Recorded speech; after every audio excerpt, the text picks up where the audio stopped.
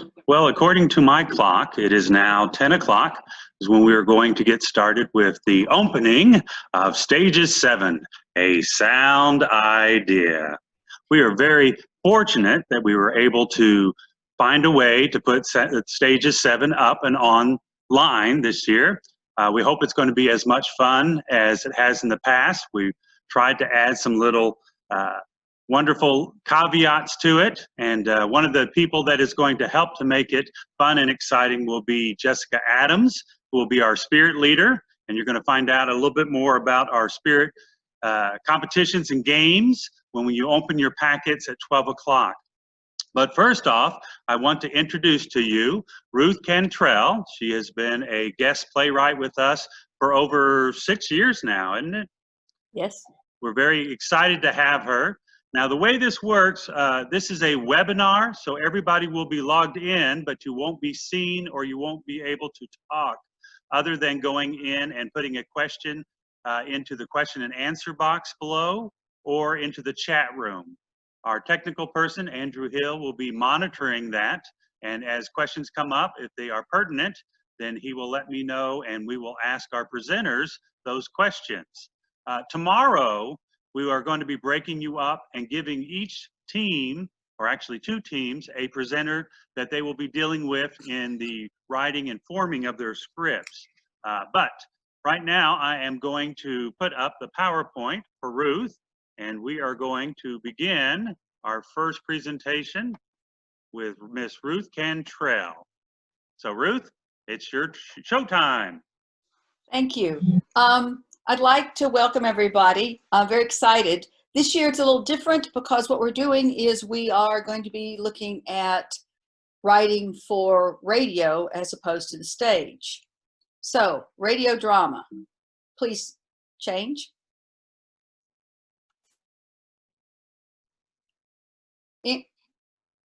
Next slide.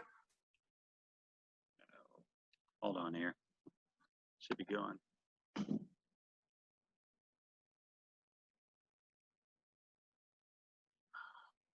There we go. Okay, radio drama. It's going to be broken down into 2 parts because you've got to write the script and then you got to perform the script. And it's different than theater, although there are some things that stay consistent. One of the things when we talked about the Aristotelian elements is plot. There'll be plot, there'll be character, there will be dialogue, sound effects, and sound. And then in performing the script, you're going to rehearse and you're going to perform. Next slide. Writing the script. All right, next slide. We'll talk about plot. Now, when you look at plot, you've got to think about the time. When does the action take place? The place is where the action occurs. The action is what happens in the story.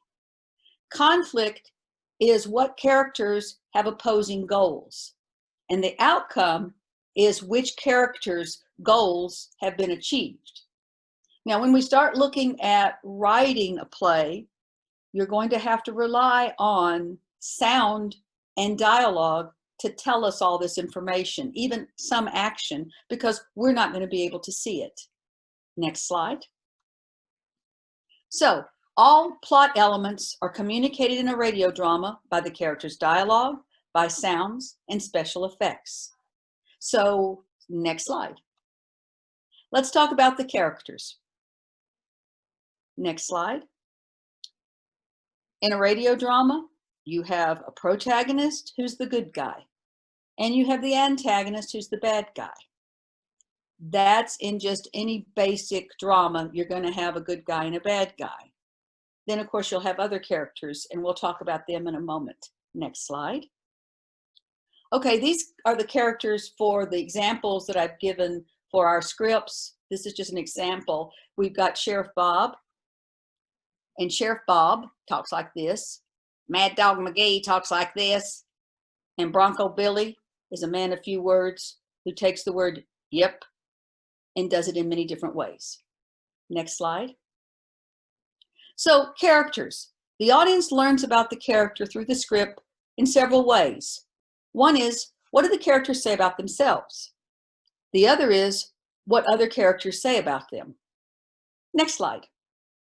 So what they say about themselves. Next slide. So here's an example. Sheriff Bob. Mad Dog McGee, you seem to forget that I'm the roughest, toughest lawman this side of the Rio Grande. Well, I'm the meanest, quickest outlaw on that same side of the Rio Grande. So you see, when they start talking about themselves, they're always going to use the word I'm. I'm the roughest, toughest. Well, I'm the roughest, toughest. So always beware of that pronoun. Now let's look at what other characters say about them. Next slide. So now we got Sheriff Bob talking about Bronco Billy. Bronco Billy, you are a man of few words, but you can shoot faster and straighter than any man this side of the Rio Grande. Yep. Now, go back to that other slide for a second. If you look at this, Sheriff Bob's saying you're a man of few words. You can shoot faster and straighter than any man this side of the Rio Grande. Look what that dialogue gives you.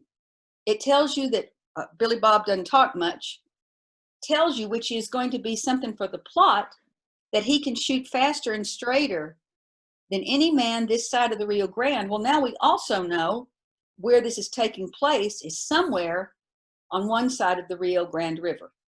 Next slide. Characters, the audience can learn the script by their vocabulary and syntax. Next slide. Now in vocabulary, we're talking about word choice. Now when you have word choice, that can indicate age, region, education. Syntax is how the words are arranged, and that can indicate regional patterns of speech. Next slide. So when we're looking at this for vocabulary and syntax, you got Sheriff Bob saying, Bronco Billy, you fixing to head on out, I reckon? Yep. So in that sentence, you fixing to head on out. If this took place in Middle America, fixin' would not be a word. That's a regional kind of Southwest Texas view. Fixin' means lots of things. You're fixing breakfast, you're fixing the car. It also means you're about to. So someone that was from the Midwest would say, Bronco Billy, are you leaving? I suppose. Well, now you see with I reckon, that also is a colloquialism that is regional, meaning that says we know they're from Texas in the Southwest. So you fixing to head on out. The syntax on that could change. You could certainly say, I reckon, Bronco Billy, you fixing to head on out. Bronco Billy, I reckon, you fixing to head on out. Or Bronco Billy, you fixing to head on out, I reckon. That's a writer's choice of where you put those words. Next slide. All right, now here's another example, which is, Bronco Billy, you fixing to head on out, I reckon? Yep. Well, partner, I sure do appreciate all your help in getting that dadgum worthless varmint Mad Dog. Now do you see where, well, partner, again, that term sets that vocabulary of choosing and saying, well, buddy, in the South, in Westerns, partner is a Western kind of term. So we know, oh, this is taking place in the West. I sure do appreciate. That again is a vocabulary choice. And then that dead-gum worthless varmint, those are vocabulary words that let us know a little bit more about Sheriff Bob and how folksy and homey, and probably, what do we want to say about him? He's not necessarily a Rhodes Scholar, but he's a good guy. Next slide. Reintroducing a character. Next slide. Now this is kind of unique to radio drama because characters need to speak often or the audience may forget them in a radio drama. Remember that the audience can't see that a silent character is still in a scene. So that particular character may need to be reintroduced. Now, in a play, if somebody hasn't talked for a while, but they're still on stage, we know that Bronco Billy's still there. But if Bronco Billy hasn't spoken, and Bronco Billy doesn't speak that much anyway, we're going to need to reintroduce him. Next slide. A simple way of doing that is saying their name the next time they speak. Next line. Next slide. Example. Sheriff Bob saying, hey, Bronco Billy, Glad you're back. You about ready to find that worthless good-for-nothing outlaw? Yep.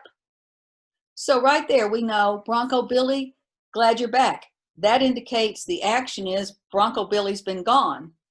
And oh, audience, remember we got Bronco Billy, the man of few words. And fortunately, Bronco Billy reiterates that he's a man of few words by simply saying, yep. Next slide. In a radio script, dialogue tells what the character's actions are. Next slide. Dialogue. Next slide. It gives time and locale, and it describes the character's actions. Next slide. So let's take this example. We got a horse galloping.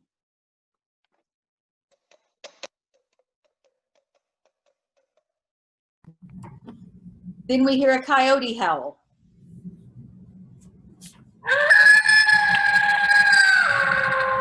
Whoa, we've been riding since dawn, and even though the moon is full and we can still see, I think we better take a rest now, Bronco Billy. Yep. So in that line, by saying, whoa, that tells us the horses are stopping. Action, we've been riding since dawn. It's also exposition.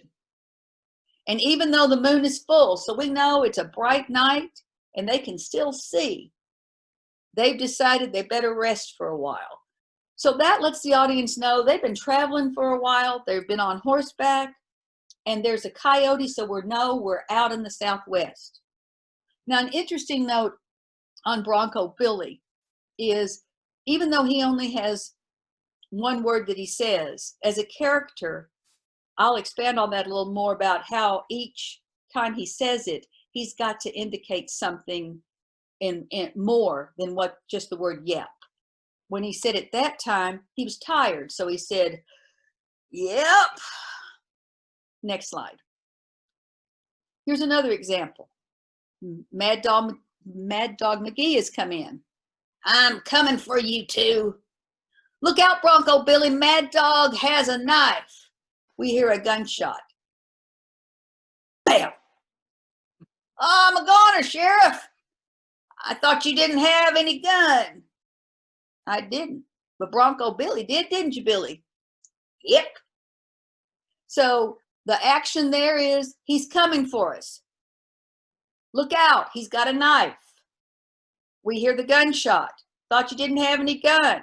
I didn't, but Bronco Billy did. So the actions implied that Bronco Billy was the one that shot the gun. Next slide. In a radio script, it's the opposite of what we tell people when they write plays. In radio, you tell it, don't show it. Because in radio, nobody can see what you're doing. So you've got to tell it. Next slide. All right, let's talk about sounds and special effects. Next slide. Because they can set the mood and they too can indicate action. Next slide. So we got a sound effect. Let's see what mood this sets.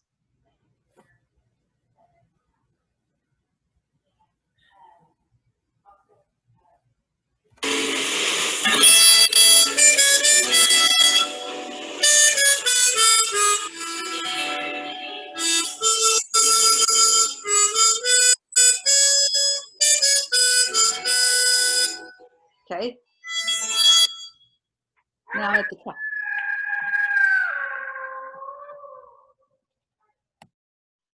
Those two together have kind of a forlorn quality to them.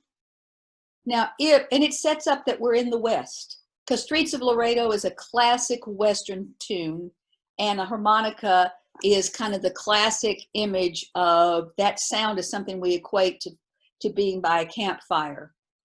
And that recording of the coyote, it was kind of echoey and kind of gave us a feeling of sadness. So this might be seen, or you might use this in a very serious piece. Now you could also, because comedy is the unexpected, if we all of a sudden played those two pieces and we're thinking, oh, it's going to be really serious, and then all of a sudden we hear honking and somebody comes in and they've got a goose with them and they're bringing a goose to the west, then we've got a juxtaposition of humor. But the sound gave us, on that particular example, a feeling of sadness and alone. Next slide. Now here's a sound effect where we go, the horses are galloping. Whoa! The horses stop galloping. Bronco Billy, you ready to help me find that dirty, I can't read it, sorry, Mad Dog McGee? Yep. Well, saddle on up. And the horses start up again. So let's do that one again. We'll start with the horses coming in. You gonna gallop for me? Whoa! Bronco Billy, you ready to help me bring back Mad Dog McGee? Yep. Saddle on up. And then the horses start up again. So that action tells us that the horses have come on and they've left. Next slide. Since how the sounds are made isn't seen, the audience doesn't see it, they can be achieved in many ways. A crackling campfire may be achieved by simply taking some aluminum foil or a candy wrapper and rolling it together. Okay, so you can come up with, you can be very creative when y'all start doing your sounds with how you make your sounds work, and you can look around your house and see what kinds of things will make a sound for you, and that can be kind of a fun investigation. Next slide. All right, rehearsing and performing the script. Next slide. We're going to talk about rehearsing first. Next slide.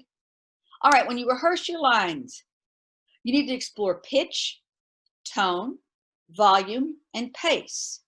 And it's really important in a radio drama that diction be good, because if you mumble, they don't understand what you're saying. If you mumble, they can't understand what you're saying. Okay, next slide. What'd you say? This is something you might want to do, and it's tough, but you need to listen to yourself.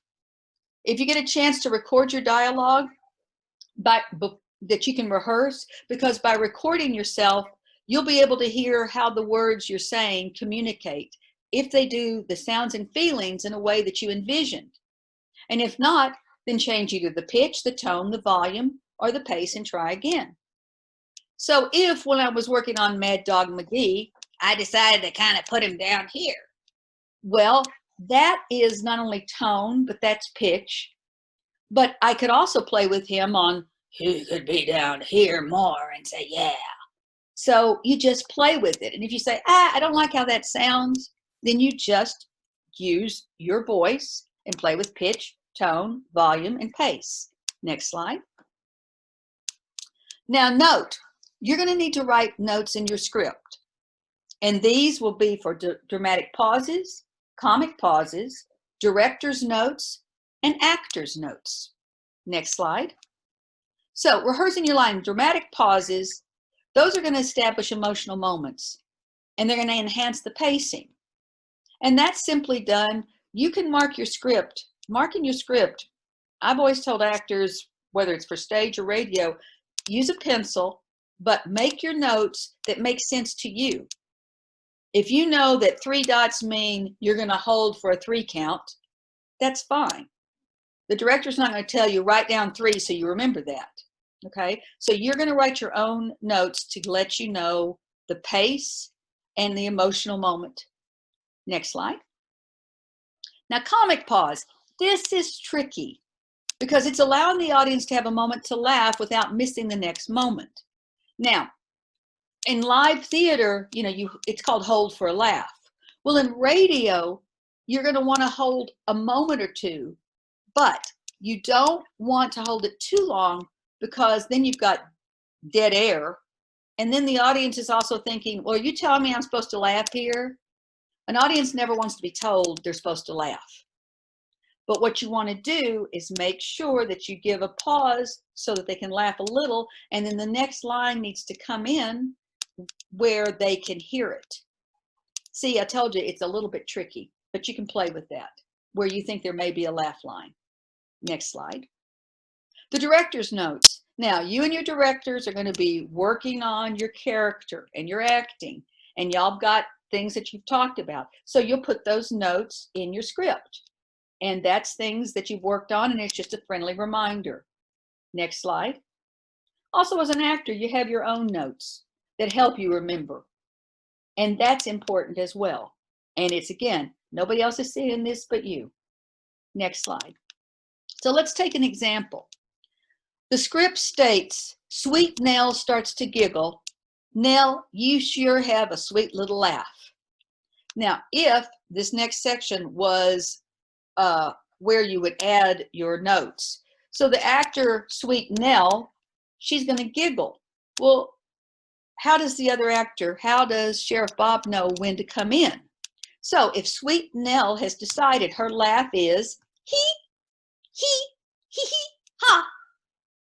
And it gets louder. He, ha. Sheriff Bob then knows that his cue is the second set of he, ha, ha. All right. Now I know, taken out of context, that's absolutely bizarre, but you need to make sure that in a laugh or whatever the cue is going to be that's nonverbal, that your other actor knows when to come in. Otherwise, they'll jump the line. And so if he didn't know that after he, ha, she planned to do a second line and he jumps in and she's still laughing, we miss his next line. Now, if you notice, she said you have a sweet little laugh.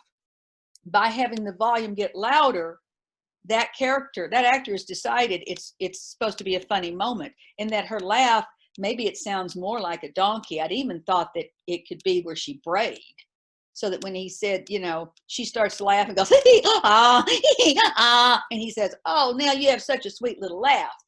Okay, she's braying like a donkey. Obviously, he's in love with this woman or something, or he's tone deaf, okay? So the acting notes will enable Sweet Sue to know what her giggle is and be able to repeat it, and also gives the note, oh, I'm supposed to be louder there, so she knows to get louder, and it also gives the sheriff his cue. Next slide. All right, performing on the air. Next slide. You got to hold your script below your chin. Next slide. If your script is held in front of your mouth, it muffles your voice. Next slide. If the script is held too low, your voice projects downward and it won't record clearly. Next slide. Using contrasting voices so the audience can tell one character from the other. Now remember, if you've got two actors that have a similar voice, let's say you've got two brothers, and sometimes brothers sound similar. Well, one of them may need to change their pitch so the audience knows that's not the same character. So again, you go back to pitch, volume, pace, and tone. Next slide. Up, see, so there there are, okay? Next slide. Now, because the microphone picks up sounds, next slide, you've got to turn your pages of the script quietly. And you may think, oh, it doesn't matter, but it really does. Let's say you're in the middle of, and the murderer is, and they hear the page turn. A lot of times what they do is, in the old radio, the scripts were not attached. You just threw them on the floor. I mean, they just tossed it aside away from the microphone so they didn't hear it. So you got to turn your page quietly. Next slide. And when you aren't reading, you have to sit very still. Again, because any kind of sounds are picked up. Next slide. Excuse me. And as the closing music plays, you got to remain quiet and still until the signal is given that you're off air. Last slide. And congratulations on a job well done. Now, before I get to questions, I do want to go back just a minute to talk about the acting and taking in particular Bronco Billy. Because Bronco Billy, if all he ever says is yep, then each time you've got to know what the subtext of that yep is. You know, we're going to go riding, you ready? And what he means on yep is, yes, sirree, I want to get that guy. He's going to say, yep. If it's, we've been riding for a while, I'm tired, are you? Yep. That implies he's tired. So when you look at your lines, I mean, that's such an easy example because it's just one word. But when you're playing those other characters, you really have to think about what is your intention in each of the lines. Are you tired? Are you sad? How do you show tired? How do you tell an audience you're tired with your voice? And again, if he pauses before he says, you know, I'm tired of you. Yep. That's one way. Are you tired? Yeah. It's a yawn. So you can play with your voice. And what I think is really exciting about you guys doing this radio drama is I think it's going to help you when you do other plays that are on in live theater to say, you know what, I need to play with my voice as much in live theater as I do in radio drama. Any questions? All right, at this point in time, we're going to see if anybody has entered any questions that they would like to ask of Miss Ruth. While we are waiting to see if anybody wants to chat in, Ruth is going to be one of the presenters that will be helping two groups. She's going to be helping the Aqua Waves and the Horse Dog Productions. That's going to be tomorrow, Tuesday, and your session is going to be from 11 to 12 noon, and that'll be both Wednesday or Tuesday and also on Wednesday. Then we have two other presenters. You're going to meet them at the 11 o'clock hour today, and that's Lindsay Goldap. Many of you remember her from the last time that we've done stages. She's been here almost as many years as Ruth has been, but she is going to be working with the groups of the Purple Chickens and Shenanigans, and that will be at 9 a.m. on both Tuesday and on Wednesday. And then at 10 o'clock, we have a new presenter. This is a friend of Lindsay Goldap's. He works with her theater down in Dallas. His name is Greg Mahalik, and he's going to be working with the Cheesy Bees and the Smurfs. So Ruth has introduced kind of the concept and the writing techniques for putting together a radio play, and that is what the genre we are going to be doing this year, and we will be taping them. So after today's session, each of the groups, you're going to gather. Once you open your envelopes at 12 o'clock and know what elements you're going to be adding to your radio plays, then you're going to start developing a storyline and characters. Now, at the end of the day, I would like for you to email me what your storyline is, kind of what your thoughts are and some of your characters, and then that is what the presenters are going to be working with you tomorrow during the hour-long sessions that they have. And then on Wednesday, hopefully the script has gone a little bit further along, and those presenters will be working with the same groups during their same scheduled time slots, and help you to kind of massage and work the characters and the dialogue so that it fits within the 10-minute time frame of these radio plays, and to help give you a basis. Now, you don't have to memorize your scripts this year, but even though we're doing radio plays, it's still going to be visual, like you're performing for an audience. We're going to be taping them, and we are going to be doing a viewing of them on Saturday night, where we will have an audience watching them. So not only with your character voices, but we want you to kind of develop maybe a look for your character. If it's a Western, you know, maybe Bronco Billy has a certain hat or a certain bandana. And so when you are presenting, reading your scripts in the radio format for the videoing, you might put on a hat or a scarf. So it just kind of helps to bring out the character a little bit further. That's going to be one of the elements that we are going to be adding this year, that you have to at least define one character in costumes that you can find around your house to present during your production, or you can, if you want, have character costumes for all of your characters. All you have to know is that you'll only be seen from the waist up, because you'll have a music stand in your script that'll be covering up below your chin. So it's just basically visual of the head, the eyes. You know, if you want to do makeup, you can. Normally on radio plays, you wouldn't have that, but all radio plays were done before a live audience. a lot like TV, serial sitcoms were done before live audience. Most of the comedies were. So that is kind of a brief look at the direction we're going to be going here throughout this week, and we've expanded it. Instead of just 3 days, we've expanded it to a week to give you a little more time, and hopefully some of the leaders in your group have participated in the past and can help out in any way. But remember, we will have the presenters that'll be working with your groups, so please utilize them for their expertise and help in formulating and putting together your scripts and your productions, as well as any questions you have. Don't be afraid to email me, and I'll be glad to answer them as best I can. So do we have any questions? Yes. All right, Very good. question and answer here. So this is from Anonymous. Ooh. So Ruth, how important is it to write your sound effects in your script? It is as vital as the dialogue, because remember about what I said about sound and sound effects. They're going to help set the mood. They're going to give action. And so you need to put them in, because when your tech person, you guys are going to be doing the sound effects, and they're going to need to know where is it. And you can put it in as sound cue and colon, and then write what it is.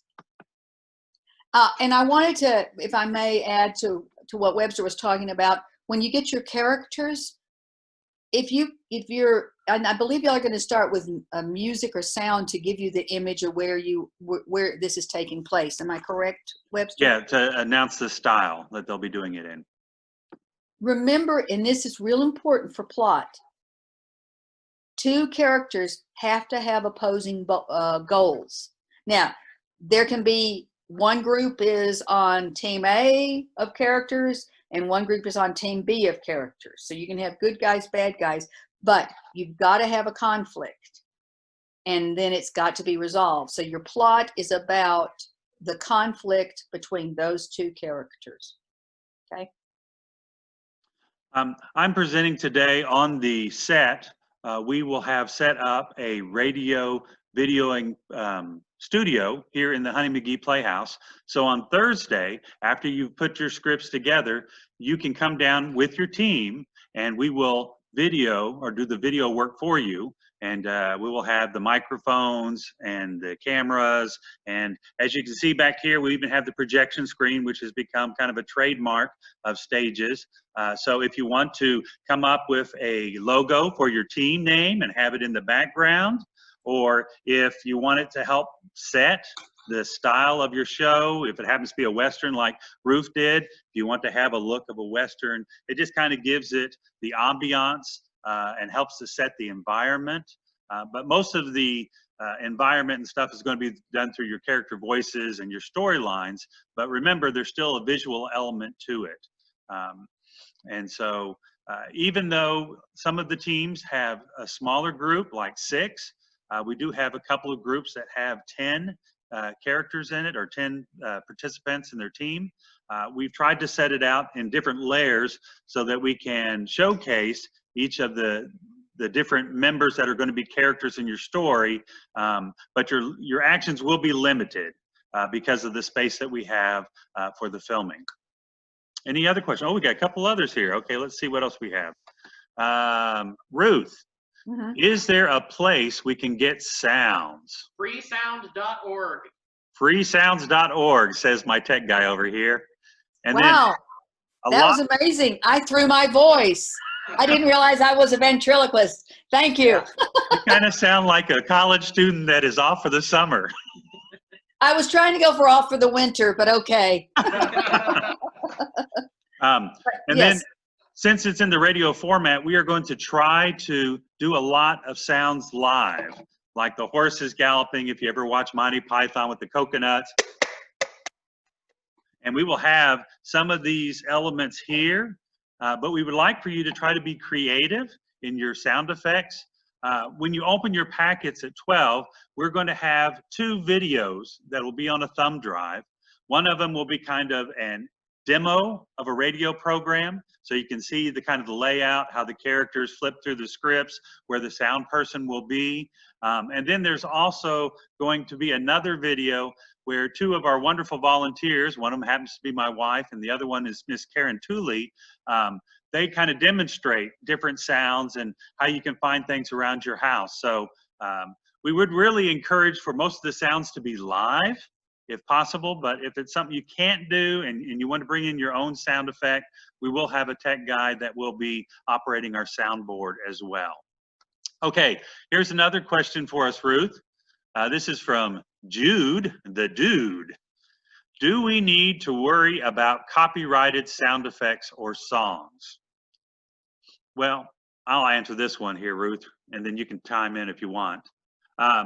We're going to give each team a piece of music which is copyright free. And it can be used for a background, it can be used for a transition from scenes. But other than that, we would really like all the other sounds to be live. And so you won't have to worry about the copyright on that. If you get into humming a song, we might have to look at the legalities of that. But I think for most of our plays, we will be okay if you stick with the piece of music that is given to you that's on the thumb drive, and then if we do the live sounds.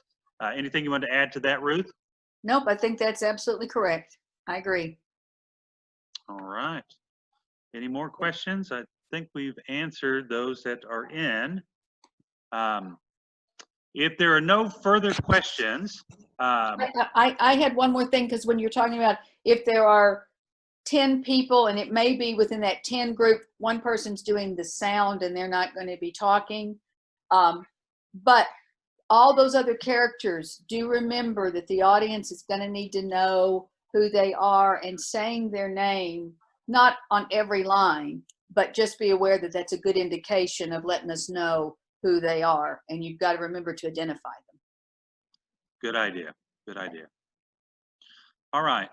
So we will be keeping the feed live until 11 o'clock. Miss Lindsay will be joining us with Greg Mahalik.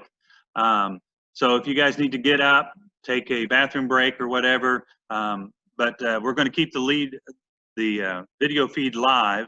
And then once Lindsay joins us at the 11 hour, then we will start her portion of it. Both she and Greg, I think, are going to be doing their presentation together.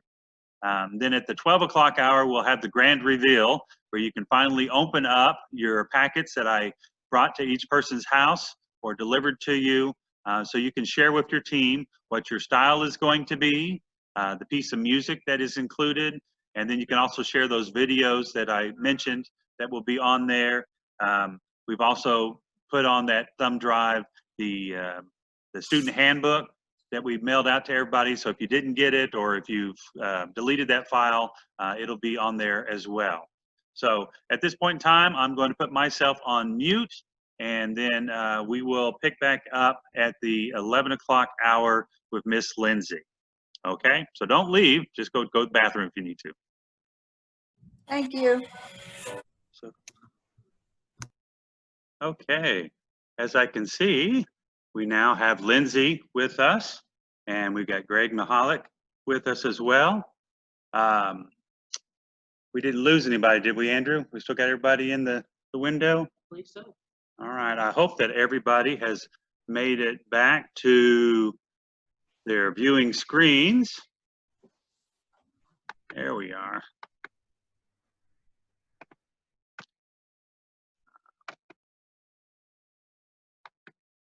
All right, so Lindsay, I am going to make you the speaker screen here. So if you want to unmute yourself, there you go. All right, so ladies and gentlemen, this we have is Lindsay Goldap, and you saw Greg earlier, and he can pop in here as we go through, but they're going to be introducing character voices and improv for the voice. And I'm very excited because this is kind of a new concept for me, but they've been doing this with their theater down in Dallas, and it looks like a fun idea and kind of what directed us to change stages into a radio play. So I'm going to turn it over to Lindsay, and then, like I said, with Ruth, if you have any questions, feel free to submit them through question and answers. And then at the end, we will be glad to see if we can get some answers to your questions. So Lindsay, take it away. Hi. Oh, I miss you guys. I'm so sad that I can't see all your faces. This is my 5th year doing stages, I think. Oh my gosh. And a lot of you I've had for several years in a row. So I'm sad that I can't see you today, but I'm really excited for you to dive into radio plays. Our theater does live work. And so, we're facing a lot of the same opportunities and challenges that y'all are. And radio plays are really the first place where we've had an opportunity to have a lot of fun with doing improv and comedy and theater online. Because if you're like us, then you know that theater online can be really different. And it's a very different experience. But doing radio plays and working on this work has really been the closest thing that we've found that really makes us tick. And we've gotten excited about doing it and exploring it. So we hope that you get excited in the same way and see it as like a challenge and the way that they used to do theater before we had a lot of the channels that we have now, a lot of the means that we have now. So we're really excited to jump into it with you. Sorry, I'm like, I have my coffee. I can't see your faces, so I don't know who I know and who I don't know and who I've met before and not met before. But I'm Lindsay Goldap, and this is my 4th or 5th. Webster can correct me later on that. This is my manyth year to be here. And I am the artistic director at Stomping Ground Comedy and one of the founders of Stomping Ground Comedy, which is a nonprofit theater in Dallas, Texas. And we use theater to improve people's mental health. And we do all the normal stuff that theaters do. We put on shows and we do classes and we do all sorts of fun stuff. So I've done improv and theater for about 20 years. I know, which is like really weird since I'm like 25. I've done everything from theater to musical theater, and now I'm way more focused on improv and musical improv, and now radio plays is my new opportunity and challenge. So really excited to be here with you. And Greg has been teaching this, of course, to our students because he's our training center director. He does all the education at our theater. And so we wanted to come together and teach y'all a little bit of what we've learned about this work, taking your script, which is what Ruth focuses on, the playwriting element, and how to make an awesome, cohesive, amazing script. And we're gonna take what she said and then take it a little bit further by talking about how you bring that script to life, and specifically focusing on characters. So let's jump into some character stuff. Greg, do you want to take it? I don't know if they can see you. I hope they can, because he said he was making me is it just gonna be my face while you talk? Well, I'm looking at, as soon as Greg talks, then he will become the screen. Perfect. Okay, because I was like, if it's gonna be my face, then I'm gonna let Greg talk, and I'm gonna like, and try to make it funny by just doing my mouth. Cool. So do you want to kind of jump into it, Greg? I do. I wanted to ask if I could share my screen, if anybody people would see that. You should be able to down at the bottom, share screen. There we go. There we go. Awesome. So, my name is Greg Mahalik. I teach theater. That's my main gig in life. I've been doing so for, I think, going on 14, 15 years. And I'm also the training center director at Stomping Ground, as Lindsay said. And one of the things that we had to figure out how to do, just like Webster's had to figure out how to do, just like all your all's high schools and middle schools and so on and so forth, have had to figure out how to do, is how to teach online, and specifically how to teach theater online.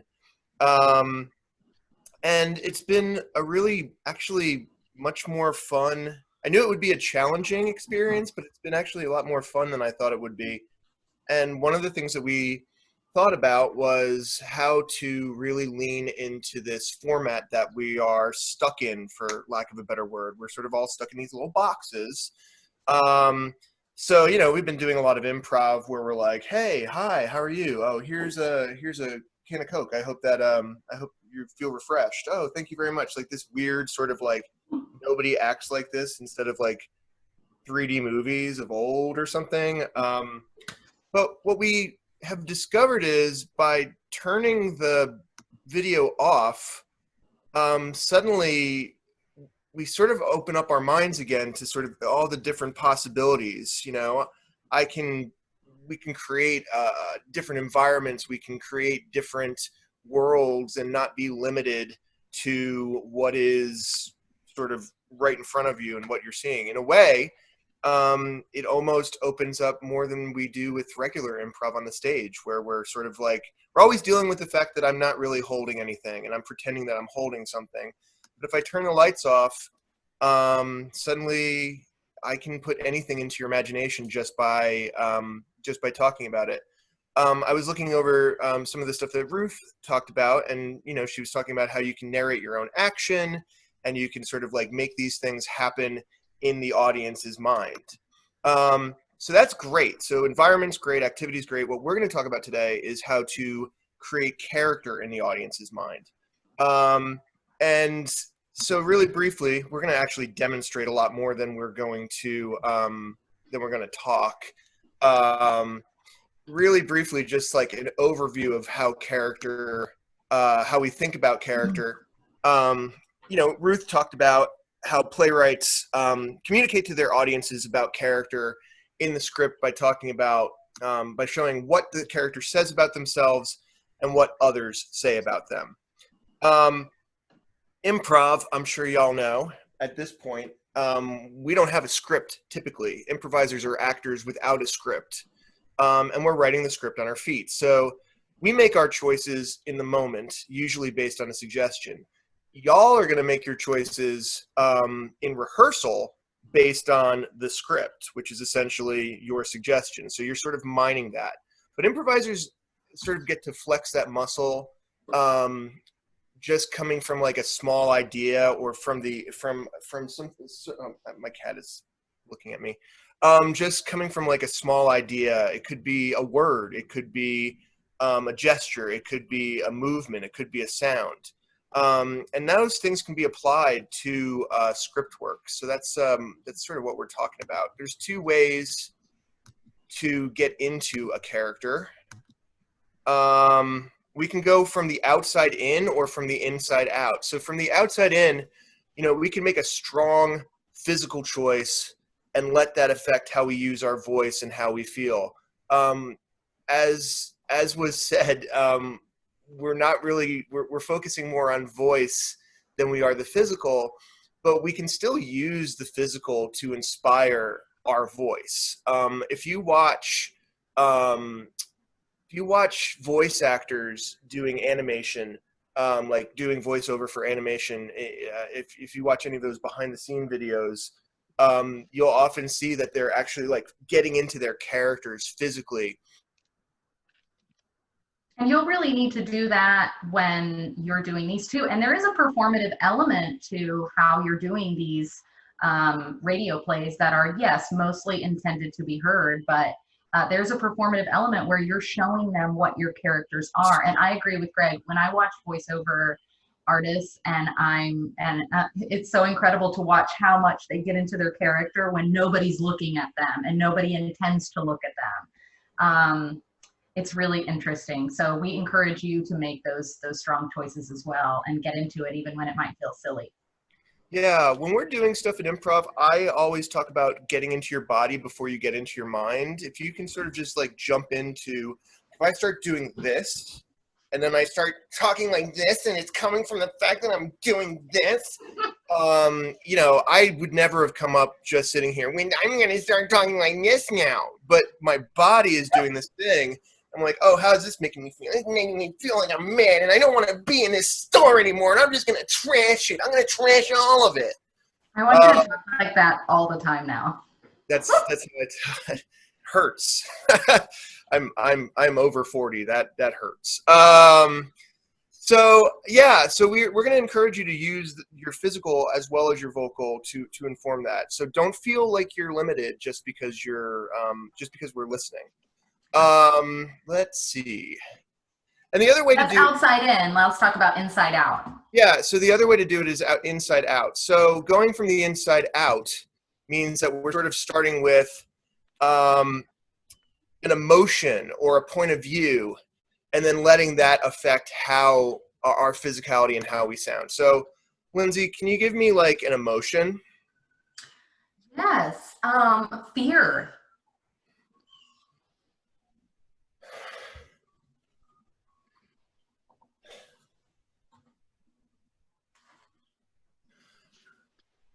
I think there's someone in the house, right? So, like That made me that scared. emotion. This is scary. Yeah. Well, and when we're using Zoom Improv now, we're learning how to like use all of the bots. So that's going from like an emotional point of view, right? And it's like, how does that make my breath start to change? That's the first thing that I notice is how my breath changes. And if your breath changes, your body changes, and then it starts sending signals to your brain, and then you start moving differently, and it affects like your vocal choice too. Lindsay, how about you? You do one. Your suggestion of an emotion is giddy. Oh.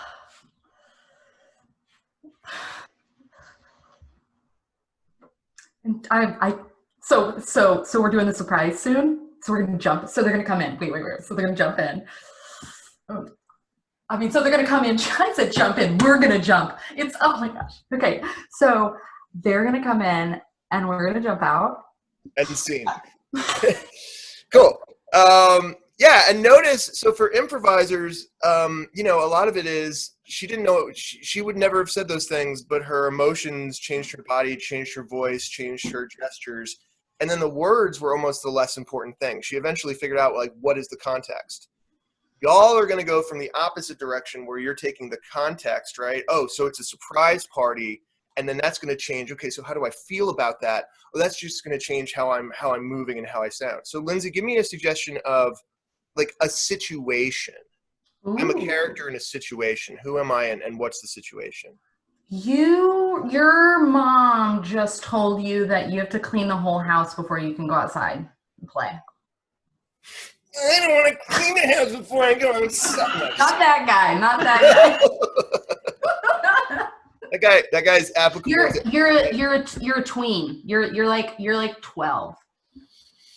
In the same scenario.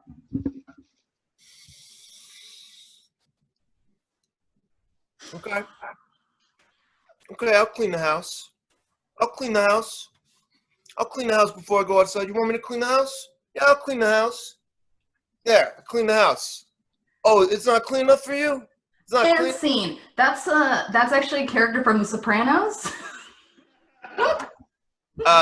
No, that is every tween in New Jersey. That is what it's like to be a tween in New Jersey. Okay. I'm from New Take Jersey. your word for it. Oh no, he's frozen. See, that's what happens when you start improvising characters from New Jersey. The Zoom is like, no, don't do that, please. We're in Texas now. Keep it can't here. take it. There, you're back. Okay. You can't take You it. cut out. Yeah, so inside out and outside in. So y'all are going to have more than we usually have. Y'all are going to have a who, a what, a where, a situation, dialogue even, that you're going to use to create these characters. But you want to use the same basic things. Improvisers and actors use the same basic ideas to do that.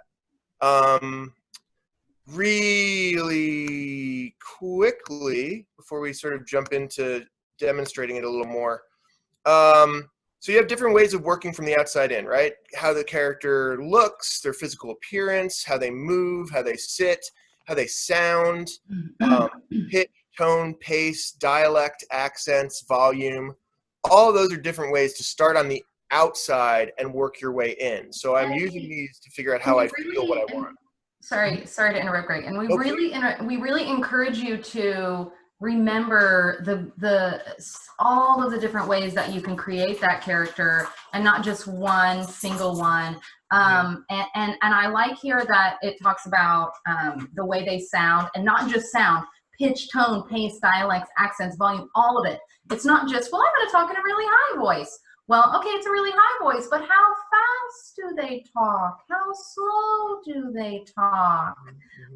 There's so much more than just the way they sound in a really singular way, or the way they move in a really singular way. Really try to round out that character. And all that being said, from the inside out, there's different ways to sort of figure out how your character sounds and how your character looks and how your character feels. Really, we're focusing most of all on how they feel and how they sound. But, you know, their history, their biography, their past experiences, things that aren't in the script, all that might not be in the script. You might actually find yourself, like, actors, what they do is they take a script and they dig into a character. I might have one line, but if I have that one line, I don't have much to work on. It's like the tip of the iceberg. My character goes below the surface. My character has a history.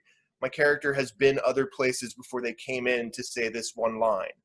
And if I really want to do the due diligence and do the work, I'll make a character history. I'll sort of, based on that one line, I don't want to make it sort of have nothing to do with that line, but I'll dig into who that character is, where they're from, what their family history was like. All that stuff can help my imagination find how I feel, how I look, and how I sound.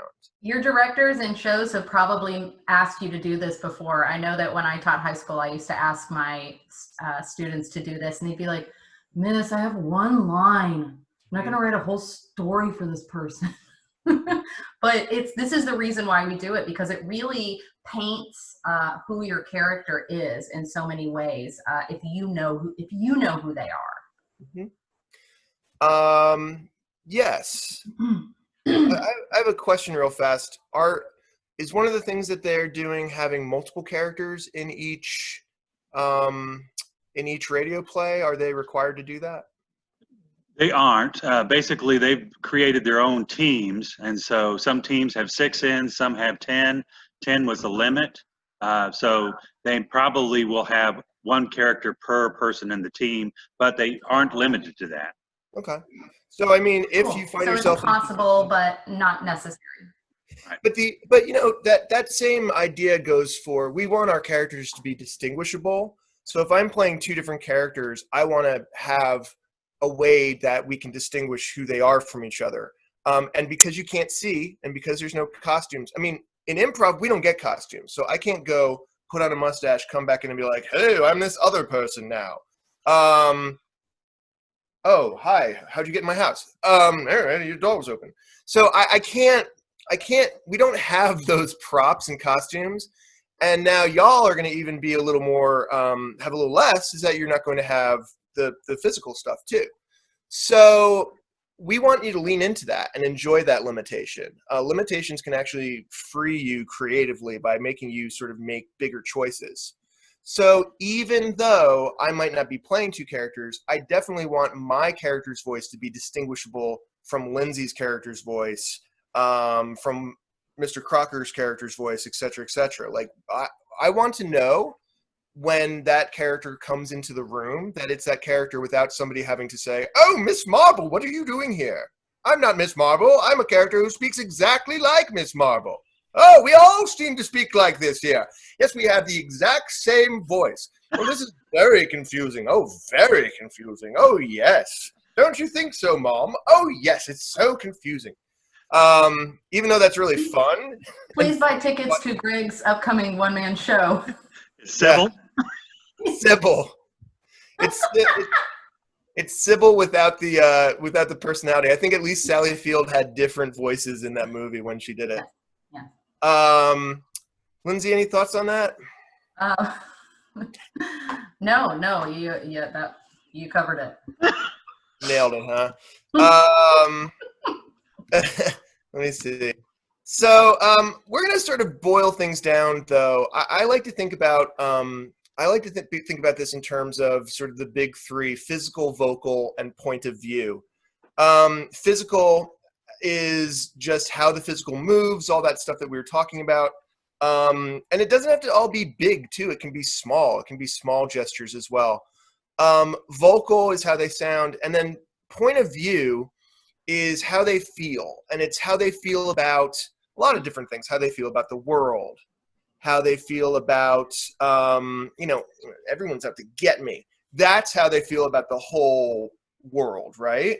Or how I feel about my scene partner, right? And those can be different. I can be like, everyone's out to get me. She's nice, though.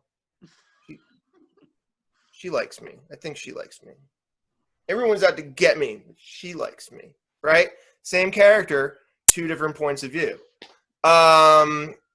Yeah. In fact, I mean, one easy way to just to play with point of view is to start off by thinking in a scene, do I love this person or do I hate this person, right? And how do I feel specifically about each person or am I afraid of this person?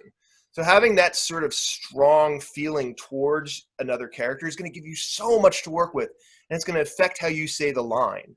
How you say the line is more important as an actor than what the line is. It can take on so much new meaning depending on how you deliver it. I have my students, when they create characters, we do a lot of character creation when I teach sketch. And a lot of times we'll go around and we'll deliver the line, just the word okay, or the word soon, or some simple word like that, that depending on how you say it, can take on all new meaning. If somebody goes soon, it's like, oh, that was a mom saying, after a kid asks, when are we leaving? But then if I go, soon, that is a character in a horror movie, and they have you've walked in the house and bad things are about to happen. Yeah. So the way that you say a single word can change its meaning, and we want you to remember that and filter that through the point of view of this character. Yeah, don't get stuck on how you say a single line. I think that's one of the things that all actors do at some point is like, oh, this is how the line is said. This is the exact way. Play with your lines. When I don't know if y'all are gonna have to memorize because you might have scripts in hand. But memorization to me is one of the funnest parts of the process because like as I'm memorizing it to keep it like fun and loose and light, I often try to like say it in different ways and different tones and with different emotions while I'm going over it. And it actually helps me as an actor to figure out like to loosen myself up out of just one way of saying or doing something. No actor has ever said, you know what's the fun part for me? Memorization. So I'm really proud of you, Greg. I love it. I love it. I love memorizing the script. It's the one thing I don't like about improv is I miss memorizing the script. I don't even know what to do with that information right now. I'm so mind-boggled. Nobody does. It's very true though. It's very true. So we want to do an example of sort of going from physical, vocal, and point of view to creating a character. Now these are all going to be improvised, so we don't have the scripts that we're going to be using. Hopefully in the breakout sessions we can help you apply this to your scripts. But we're going to be doing this in the improv land. Although for this exercise, I'm going to give Lindsay a line. So we can think about that as the line, okay? In fact, Lindsay, I know that it said I'm going to give you the line and the point of view at the same time, but I'm actually going to give you the point of view. Well, we'll see. Here we go. Lindsay, this is called character baseball. I'm going to start by giving Lindsay a physical way that she's going to. Actually, Webster, can you give Lindsay a physical way that she's going to a physicality? So it could be like this, it could be like this, just some physicality, and she's going to take on that physicality. I think kind of like the Hunchback of Notre Dame with a hump and Got it. shoulder up Got and it. a grotesque look. Cool. So Yes, this is raise the the look. shoulder, raise the shoulder. Thank you. Thank you. There's the look. There's the physicality. And now I'm going to give Lindsay the voice that she's going to use. Hi. Knew y'all were gonna do this. Okay, I got it. Now what? Make it, and give me the sound before you even give me the words. Give me the sound. Hi. Hi. Hi. Hi. Hi. And your line is, and Lindsay's going to start with this first line, and then she's going to do a monologue. Your line is, "There's no more donuts." Hi. There's no more donuts. I know you said, sir, that every morning you wanted donuts from Krispy Kreme, but they are plumb out today. So I've brought you something else in place of them. Please don't be mad, sir. It's a croissant. And scene. Cool. Yeah. So notice there's You're no both more, terrible. there's no more. You're gonna get your revenge in a second. There's no more donuts. Doesn't have a point of view to it, but Lindsay found her point of view from her physical and her vocal, right? And her point of view is she's like scared. She's like she's cowed. I would say she's sort of like lower status, scared, cowed. For me, this and then that voice said this person is not confident, that they're probably lower status and that they probably feel a lot of fear in their daily life. And so I filtered the donuts through that. And we're going to talk about status. Status is one of my favorite ways to get into characters. It feels like cheating sometimes because it's no, and I mean it. I've used it when I don't know anything about the character. And I'm like, I don't know. I don't care. I have one line. Fine. They're high status. There's no more donuts. And he's gone. I went to get donuts. I quit my job and went somewhere else. No more donuts.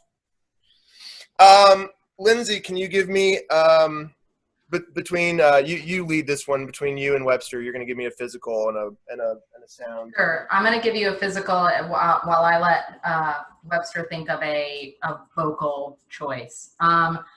Your physical is, it says if you have, you're being pulled up, yes, by a string, like they say in yoga. You are the most upright. You've never slouched in your entire life. You are the most upright, prim, shoulders back character who ever existed. Even straighter. Even, yes, yes.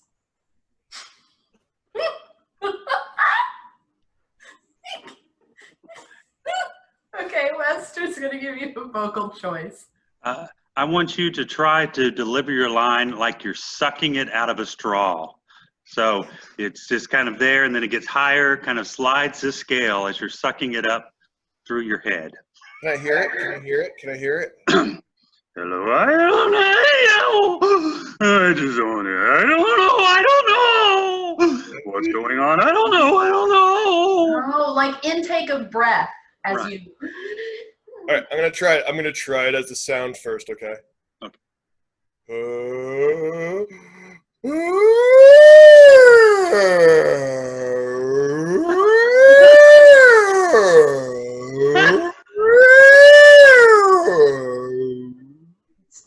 that kind of what you're looking for, Webster? That's better.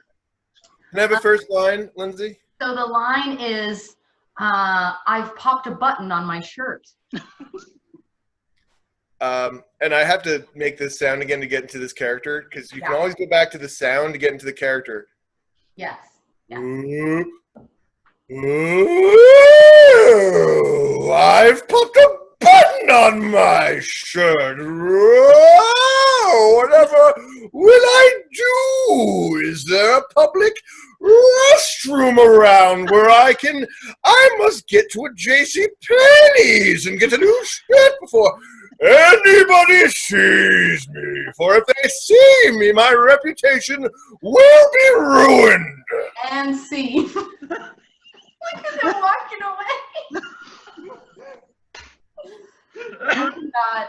I want to meet that person. So here's the thing. I would never in a million years have thought to play that character. I would never have chosen that physicality. I would never have chosen that sound, and I would never have thought of that line to go with it. That's one of the things I like about this exercise is it sort of loosens us up out of our own choices by having Webster's imagination, Lindsay's imagination, my imagination add to each other. So it's a really fun way to sort of. I've watched you play a million characters on stage, and I've never seen that character. So it can really bring out some things we've never done before and push us. If you're willing to be silly, and if you're willing to know that this is a no judgment zone and nobody's gonna think anything of you, you might create some beautiful stuff. Yeah, if I was worried about people judging that, I would have never done it. Well, you wouldn't be here. You wouldn't be here. I wouldn't be here. My cat's judging me, but you know what?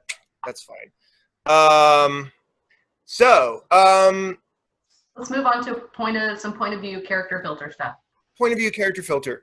So notice that both of those characters, even though they came from a physical and a vocal choices, very strong, very specific, very specific. What I really, really liked about especially Webster's physical choices were that they had specificity to them. I like the hunchback, and he's this way and that way, and then the vocal was like, it's like sucking a thing through a straw. And then Lindsay's thing of like physically like being pulled up, like those were so specific and they had so much information in them. And then the point of view was not in the line. I popped a button on my shirt and we're all out of donuts. There's no point of view in those lines. I popped a button on my shirt. This is the best day of my life. I'm finally alive. They said that if my buttons popped off my shirt, that would mean that I'm finally unbuttoned. I'm unbuttoning. You know, I could be totally joyous about that. Oh, there's no more donuts. Thank goodness. My diet is safe again. Oh, Lord have mercy. Thank you, thank you, thank you, thank you. I don't have to worry about temptation anymore. Get thee behind me, donuts. Completely different points of view from the same line. I'm on fire today with this. So we're gonna do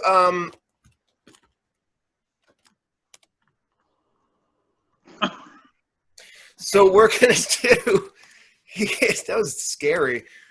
Oh, he's coming back. No, why? No. This is the joy of Zoom. He's never done that before. So we're gonna do an exercise that's based on finding your character's point of view, your character's filter. When you find that point of view, when you find that filter, you can apply it to anything. Lindsay, talk about the filter. You talk about that a lot, actually, when we're doing narrative improv.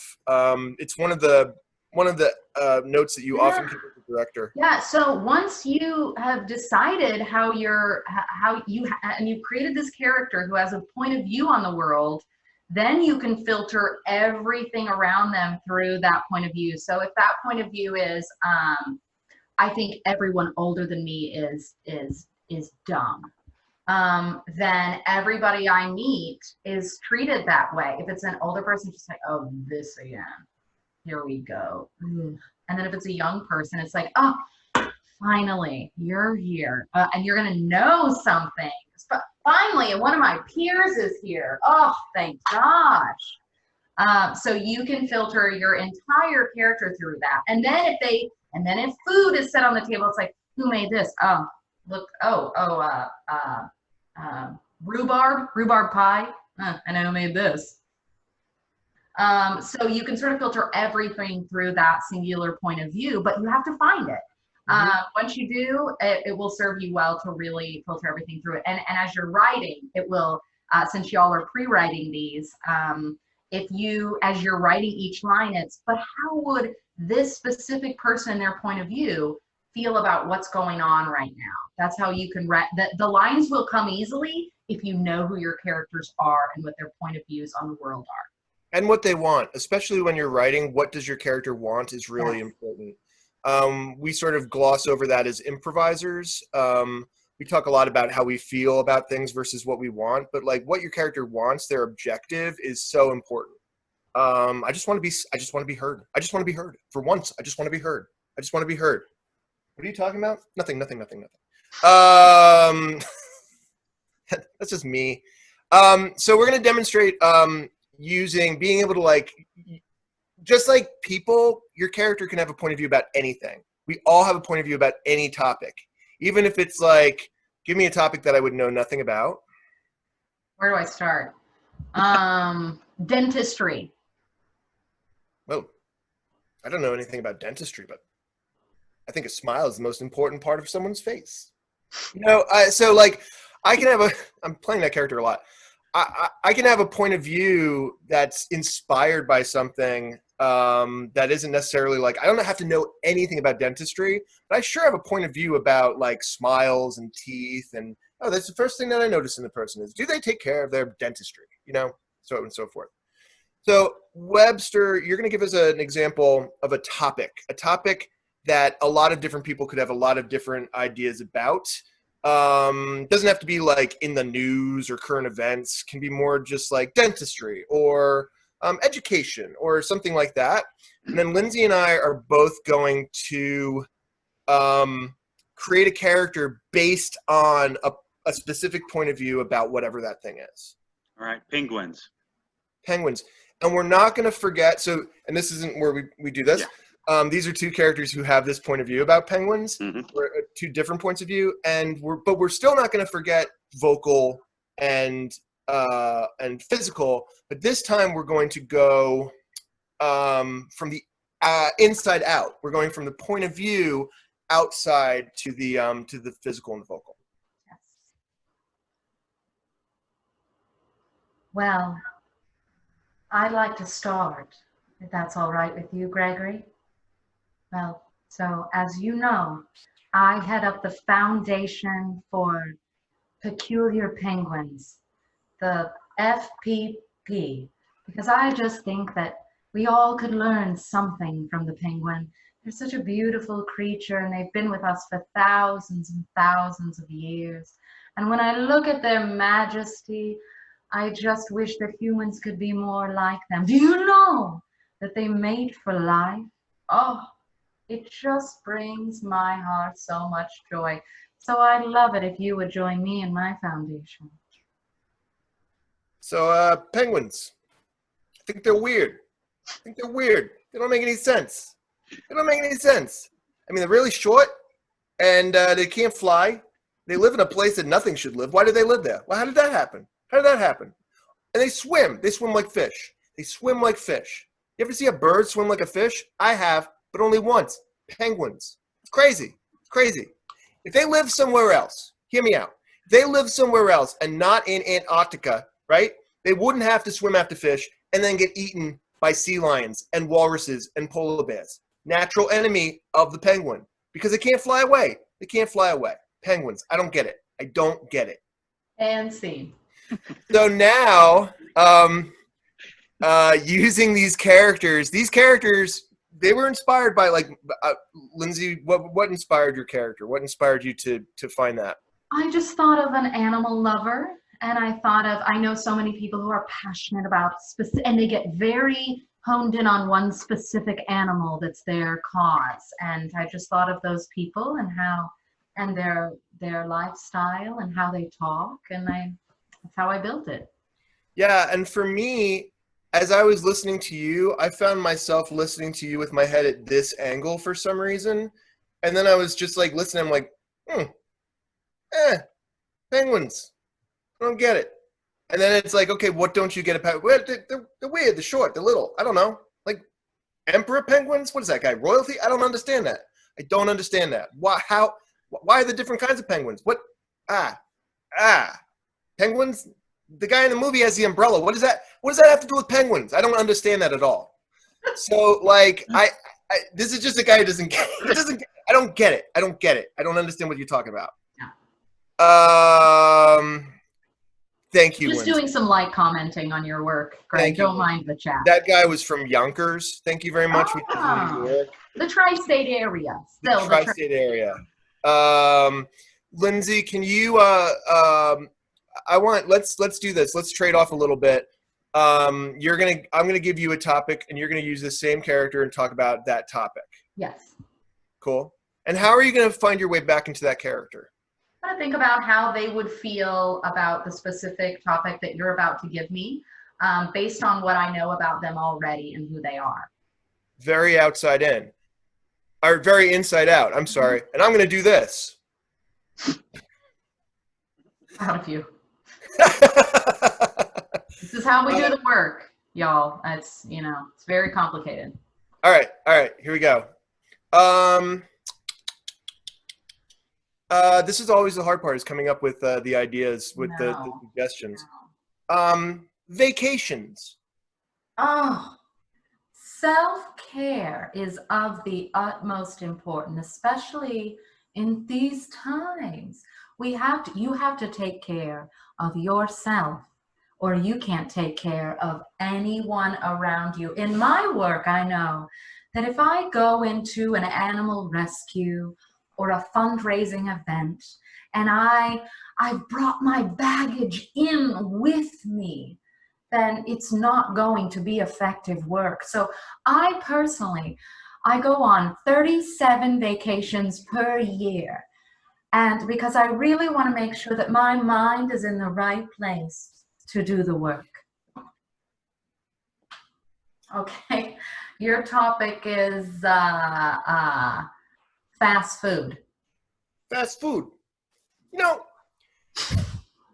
There's this place near my house. This McDonald's, right? 2 o'clock in the morning, everybody seems to go there.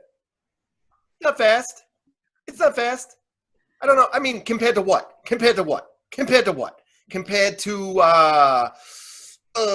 stew? Compared to something in a crock pot? Yeah, it's fast. But like, is it really fast compared to, like, I don't know, a cheetah? Cheetahs. Cheetahs are weird. Why would a cat have to walk that fast? Where's it going? I don't understand.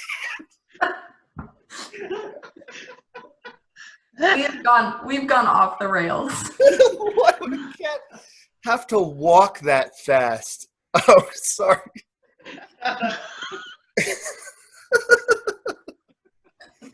You must have had a feeling. Come back. Here we are. Oh, I'm sorry. The idea of a cat that a cheetah is just a cat that's walking fast. Fast walking, like the fast walkers at the mall. Like my aunt Denise, she's the fastest walker. Speaking of which, too, like, we're sort of using all these different ideas, but you can also, like, use from people that you know. You can use from, like, ideas of like, you can draw from anything in your experience. So sorry? I think it's important to note that, just before we go on to status, is that, like, drawing from people in your life, drawing from people who you've been, drawing from yourself. I mean, really, I believe we're all just playing different versions of ourselves with different aspects of us, like, turned up. There's another exercise that I do in character creation is we do bad impersonations of like celebrities, and just something as simple as I'm trying to do a bad Angela Lansbury impersonation. I haven't done Angela Lansbury, but I've created a new character for myself that talks like this. I love that. That's the worst Angela Lansbury, but it's a really great new character I've created. So bad impersonations are really fun. It's a really fun exercise. I love that so much. You So like I my Lansbury, or you like that exercise? I like your bad. I like the exercise, and I like your bad Angela Lansbury. Fun game to play. Play it later in your spare time, y'all. Just try to do some bad impersonations and make yourself laugh. But why is the word bad in there again? I think it's in there for a specific reason. It's because, you know, a few of us have like a couple of good impersonations in our pocket, but mostly when we try to impersonate people, it ends up very inaccurate. And the inaccuracy leads to these beautiful new characters. Discoveries, yeah. Do your good ones. Your good ones are good, and you get to play that person. Do the bad ones. But it's permission. It's permission to like get it bad, get it wrong. And you're not failing, you're discovering. You're like, oh, give me an impression of someone to do, Lindsay. Oh boy. How about gosh, who's someone that the kids know? The kids. Can you do who's somebody, Webster? Maybe you can think of somebody for me. I can't think of a single person who exists. Donald Trump. I got Donald Trump in the chat. Oh no. Okay. Okay, here we go. You got What the if I hair have for it. him? I might be good at this. By the way, he's from New York, so that's not my fault. See? It's sad. Sad. Really, really bad. Makes me mad. Too many people. There's too many people in this room. Why are all these people in this room? I was supposed to meet one person. There's too many people in this room. Who's that guy? This sounds nothing like Donald Trump. Nothing. But I'm doing this anyway. I am so sad, so mad, so glad, so bad. That's Ronald Reagan. But like, I used to be able to do him, but I try not to listen to him as much these days. What's fun is I can do a Donald Trump, and I'm female, and I'm gonna end up creating this like sort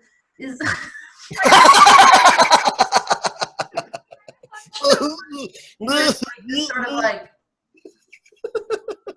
I talk like this, and I say stuff like this, and I wanted my hamburger to be way bigger. This is a tiny little hamburger. Give me a bigger one. I hear what you're saying, and I think that I don't think you do. I hear. What you're So like that is the worst Donald Trump impersonation, but it's my new Real Housewife of New York woman. And mine's that same guy I've been playing all night. I've been stuck in New Jersey mode for a while. I guess I got to go back. Cool. Let's talk about status real fast with our remaining time, because I think status is very, very useful. And maybe we'll jump right to the unpleasant and pleasant statuses. I think they're okay. Cool. So sharing screen. When I can't figure out how to get into a character, or I don't know how to go out on stage, I'll often come in and focus on status. I'm gonna get this all on one page. There we go. So with status is a great way to get into character from the outside in, and then determine what the relationship is. So just some basics. How would you describe status, Lynn? Status is your importance in relation to other people in the room. So when I walk in the room, great example, you know what? I don't want to get stuck on Donald Trump, but he's a great example of status. People talk about how he comes in the room and he like goes in for the handshake right away. And you know his status right away. And that's something that a lot of people do. It's their importance and their relationship to everyone else. And you have high status like that, like a president or a lord or a king or the manager. And then you have the low status, the people who are not quite as quote unquote, and now I'm saying quote unquote important as them, because we're all important and wonderful. But in relation to the way society or that context works, there are people who are higher and lower status. And while we don't want to do that in our daily life and put people into boxes, when we're playing characters and creating characters on stage, it's very useful to put people into those sort of, well, I'm more important, or, sir, please, I meant to get the donuts. That So- is a gift. So Lindsay and I are going to play. Status. Lindsay and I are going to play a status scene. Did I freeze? Just your face. Just my face. Just let So it go. Lindsay and I are Yeah, going to. just let it go. Let go, Greg. Lindsay and I are going to play a status scene. Lindsay's going to play high status. I'm going to play low status. Because we can get into this with physicality. Yes, when you said I was going to play high status, I immediately went. Mm-hmm. So I'm going to describe a high status behavior, and Lindsay's going to model that and sort of build this character using it. Cool. So Lindsay, first thing you do is you keep your eyes locked on your partner's eyes the entire time. Now, for the sake of this, I'm right across from you. You are going to talk without moving your head. Oh, by the way, you locking your eyes on me, you're in control. So it's not like you have to, there's a difference between me like looking at you because I'm like afraid of you, and I'm locking my eyes because I don't know what you're going to do. And then there's like, you never want to like, you want to still feel loose and in control. Do you know what I mean? Yes, but I'm not going to move my head when I talk. You're not going to move your head when you talk, but you can move your head when you're not talking. Okay. So if I'm talking to you, and then I talk to you again, and then I talk to you again, that's high status. Versus if I'm sort of talking to you and sort of moving my head a lot, and like that's sort of low status. Mhm. You are going to, whenever possible, you're going to begin your sentence with a long, With a what? so yeah, why Got did you first come to this party? Can you model that? So I see that you're here. Yes, exactly. On the other hand, I'm going to play a low status character. Now, if we were live and in person, another thing to do is for Lindsay is to get into my space is another status move, and to make contact, like physical contact with me. Putting the hand on the shoulder, going in for the handshake, whatever that thing may be. Now, I, on the other hand, am going to play low status. Low status, I'm going to constantly be looking away, looking away, looking away. I'm not just going to look away. Looking away can actually be a high status move. If I'm just like, yeah, so tell me why you're here. Like that is very high status, because I'm just like, I'm ignoring her. And It it's doesn't even rude. matter that she's in the room. And it's rude. And it's rude And dismissive. and Anyway. dismissive. But I'm going to be constantly looking away, look away. Instead of having a nice long at the beginning, I'm going to salt and pepper my speech with little uhs. So I would say and maybe giggle once in a while. I don't giggle. I haven't giggled in 64 years. I mean, I understand that. I'm going to constantly be moving my head, and I'm going to constantly be like touching my face nervously. Got it. This is a job interview. Webster, what is the job interview? It is for taking people's temperatures as they enter buildings. So you're going to be okay. Cool. So the position is the person who takes people's temperatures when they enter buildings. Right. Webster, which one of us would you like to be the interviewer, and which one would you like to be the interviewee? Oh, no. Greg, you get to be the interviewer. Oh, no. Okay. But I'm still going to play low status. Got it. Hi, have a seat. Have a seat. All right. is this? I'm sorry. My name is Mr. McDonald, and I'm.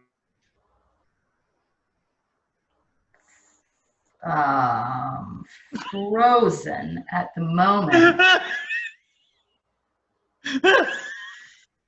I've never experienced an interview quite like this, where the person in charge of it just freezes up. I'm so sorry. I'm so sorry. I didn't. It's. Can I offer you a drink? A cup of coffee? A Coca-Cola? Spice? I don't even know what that is. Spice? I only drink water. You can get I can find some. I can find some water. I can find some water. You know what? I'd like to just get right into it, if that's okay with you. Sure. Oh, me. How did you hear about this job? Well, I'm a full-time physician, and I actually wanted to spend my spare time also doing this work and contributing to the public health. Oh, you're a doctor? Yes. Oh, we can't afford you. Will that be a problem? Oh, yeah, we can't afford you. Oh, this is we have our budget's so small. I'm so sorry. I'm so sorry.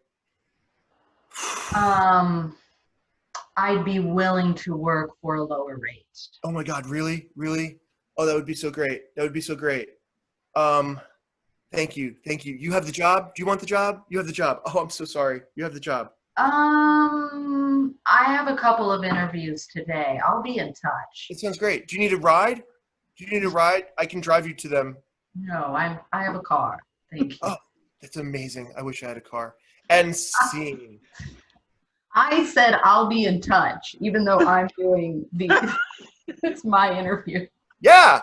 So notice that status doesn't, when Lindsay gave the example of the different like statuses, like a king versus a servant, or a, oh my gosh, a principal and like a student, those typically the statuses, the high status would be the principal, the low status would be the student. However, we can find comedy by switching the status of who should normally be that status to the reverse status. That scene was funny because that scene was funny because the person giving the interview should have had the higher status, but was coming in low. Yeah. And the person that was a challenge for me, because when you said that I was going to be the person, usually when you are interviewing, you're the one who's the lower status. So when Webster switched us, that was a challenge for me. And I was like, how would I find that higher status? Yeah. Well, it's because I'm very confident that I'll get the job. I'm a little overqualified.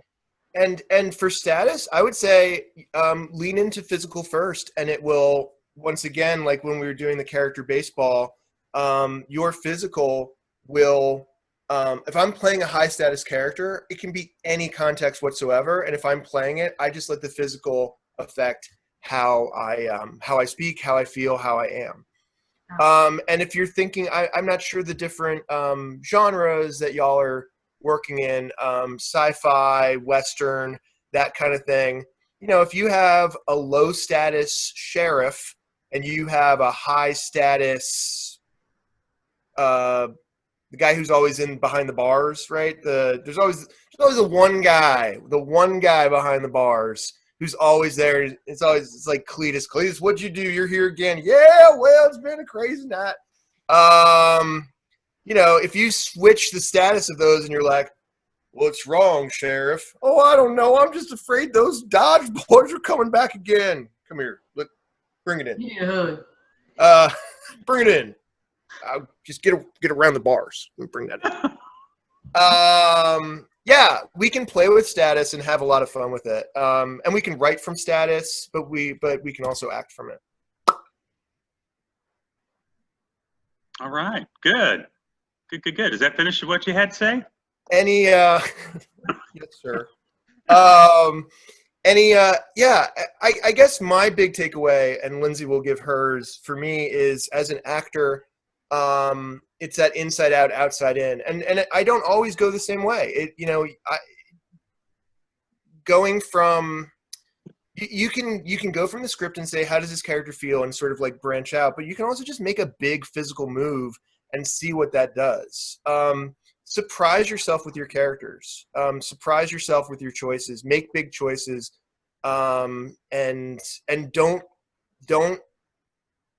worry about the thing about improvisers that I like or being an improviser is it's very hard for us to get stuck on a choice because we do so many disposable scenes. It's like I do a scene, nobody ever sees it, so I don't worry about is this the right choice. If you can apply that same not caring if it's the right choice to your rehearsing and acting, that's what rehearsal's for. It's trying different things, and if they don't work, try the next thing until you like something. And yeah, that's And what I would say, just in relation to what we did and sort of connecting dots with as y'all are writing these, because I know that sometimes writing the show is the most challenging thing. And I teach people to write sketches, and they can really get stuck on, I'll be reading a script and we'll talk about, like, why did this person say this? Did they have a reason to say it?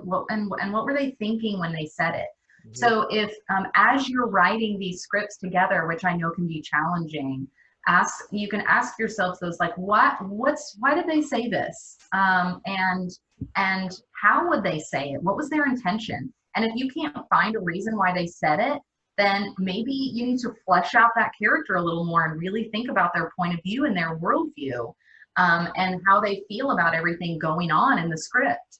And then you can move on to their next line and how they feel about the next thing. And then we'll be bringing these characters to life, obviously.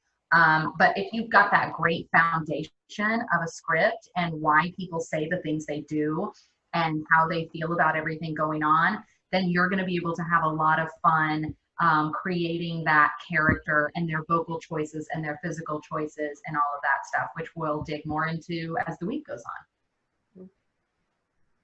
All right, very good. Yeah. I hope that all of you have enjoyed our presenters today, and we're excited to have Greg join us. This will be his first year.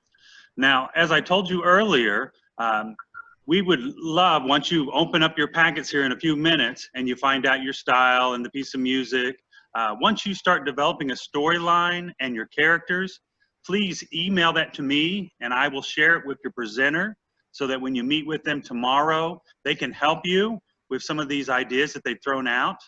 We also recorded both this session and Ruth's session, and we will try to put that on our website by this afternoon. So if you want to go back and look at something that maybe you've missed, or just use it as a resource, we will have that.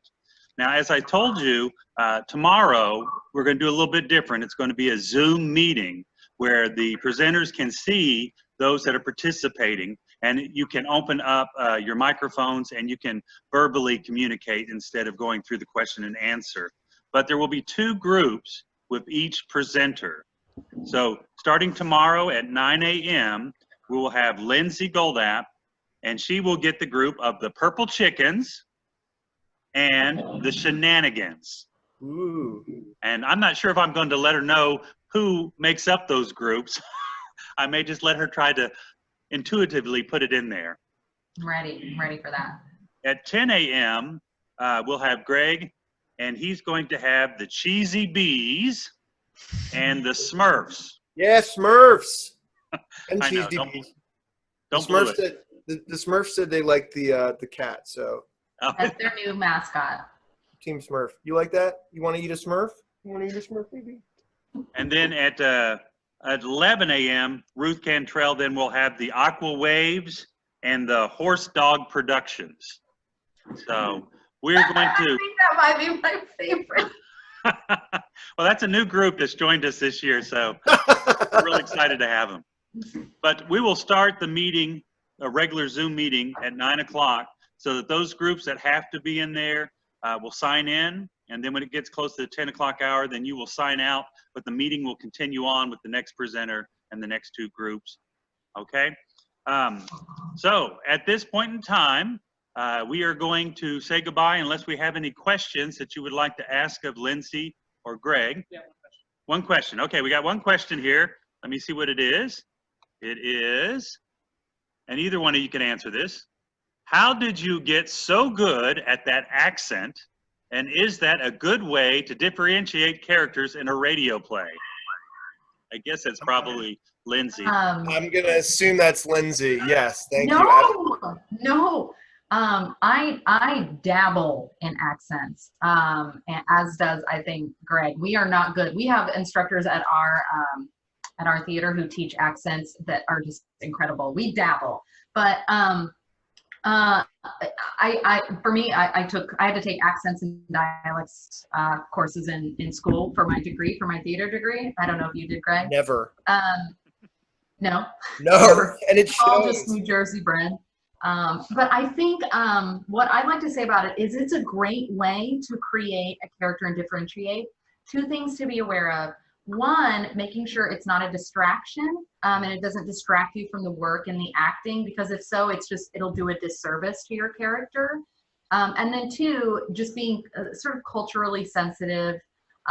We don't want to play accents that are disrespectful to a culture or a group of people, because then it's not only is it going to be disrespectful and inappropriate, but it's going to be distracting to your audience who are thinking about your accent and not the content of your show. Yeah, I would jump on that and say, we don't want the character to be just an accent. You know, even when I was playing my silly Western accent guy, oh, I'm just so scared about Dodge coming for, like, it's the fear and it's the energy that's more important, because I could also be like, oh, I'm just so scared about Dodge coming to get me. If I can strip away the accent and still have the character, then I think then the character's solid. If I strip away the accent and the character's gone, then I probably need to do some more work. Great point. And the second thing, no, that's it. No second thing. Here's a pro tip. Never list that you're going to say two things, because then when you get to the second thing, you either forgot it or it just left. Yeah, that was just one thing. Yeah, just with accents, you want to make sure that you still can be heard, Yeah. that you can articulate, because sometimes accents really muffle up the dialogue, and if you can't be heard, then nobody can understand you, and the accent doesn't really matter then. True. Yeah, and that goes for soft quality versus volume. If I'm going to play a soft volume quality person, that, you know what I mean? Like, I still need to project it, sort of thing. You've probably been told before, talked about a stage whisper versus a whisper, and your director be like, no, it's not a whisper. It's Right. a stage whisper. It's But very loud. But I can choose somebody who speaks softly, but then I have to project that voice forward. I can't just be like, oh, my character's very quiet. We have to put the volume behind that character. Anything else?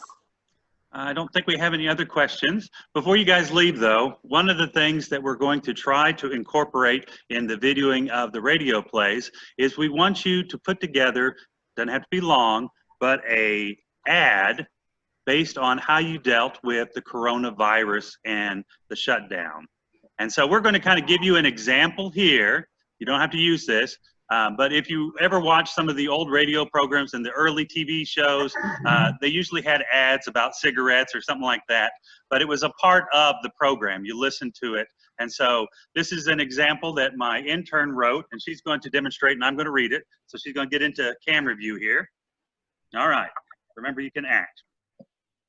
Are you suffering from others not respecting your new 6-foot personal space bubble? Suffer no more with our custom-made sombreros with 6-foot brims.